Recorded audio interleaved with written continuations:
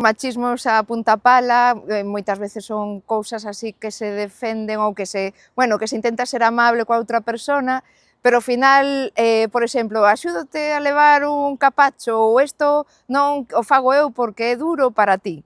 E non saben especificamente pois, como, si podemos facelo ou non, pensando que, bueno, é un favor, nos están como defendendo, pero están pensando tamén que non somos capaces. E esa é a parte peligrosa e a que a min sempre me ofendeu e fago... Bueno, nunca deixei que... Se eu podía físicamente, que por amabilidade alguén se me adelantara e levara un capacho ou unha carretilla que me correspondía a min. Entonces eso é un machismo suave ou unha...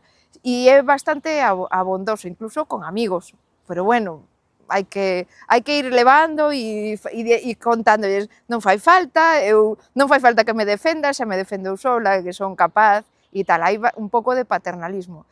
E logo a nivel así máis grande, hai sobre todo contextos máis difíciles, como son os contextos de obra, no que hai empregados de todo tipo de perfís e moitas veces, como nunha obra de construción, pode ser complicado que te traten con respeto.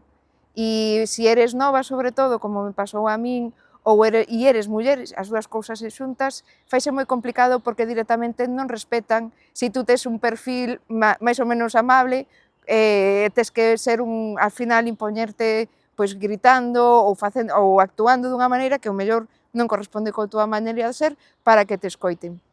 E iso tamén, pois, se o teu compañeiro di o mismo no mesmo tono e lle fan caso e a ti non, pois é unha clara síntoma de machismo que aí estamos tamén para reivindicar.